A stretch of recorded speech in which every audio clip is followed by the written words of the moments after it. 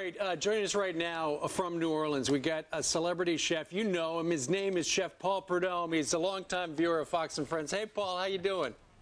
I'm doing great. How you guys doing? I watch you every morning, man. No, I know. Thank you. Hey, Paul, so on Tuesday, you were at a golf event, and there you were cooking up a storm. And what happened?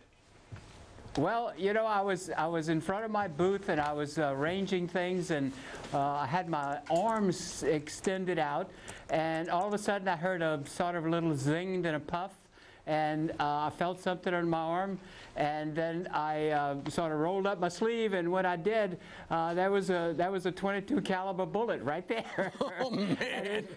and it penetrated my shirt, and I had long johns on because it was cold, and it kind of penetrated that and just made a little bump on my arm in a couple of places, and so it was an amazing thing. It really was. I couldn't believe it. I got this thing in my hand, and as a policeman right by, a sheriff's deputy, and he says, you know, what's wrong? And I said, I got a bullet, man. And all of a sudden, there was like, there was a ton of police there. You know, it was just amazing. It really was. But the tournament was fun, and we had a good time. So, Paul, I'm sure that unless you could produce that bullet, obviously no one was going to believe this story. But when I read this, I'm thinking, my goodness, this came from more than a mile away.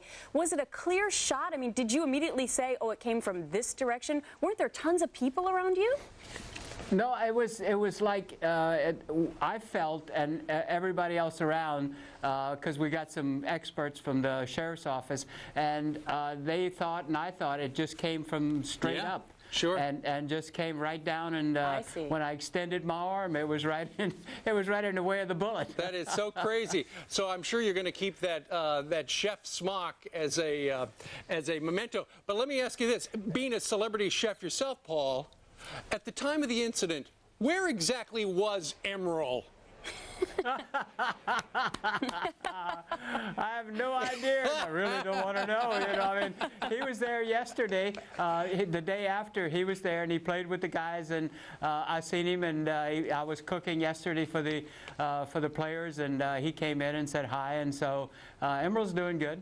So, Paul, most people, if they get shot in the elbow, they might take a day's of vacation or something like that. You just kept on cooking. What did you make?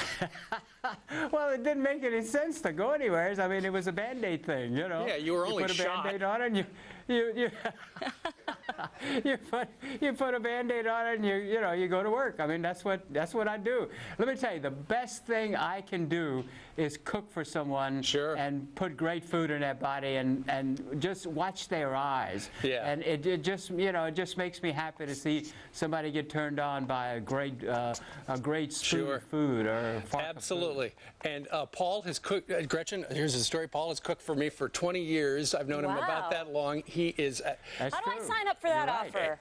Well, we did. We had a great time, didn't we, Steve? We did over at some other network. Hey, Paul Prudhomme, we're glad that it only hit you in the arm and it's not so bad, and we're going to check into the whereabouts of Emerald later on in the day. Thank you, sir. I appreciate it. I only got one more thing to say.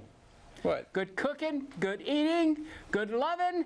We love you guys out there. Oh, thank you. That's a good message to go by today. Good to see you, Paul. Take care. So long. Imagine voting in a primary.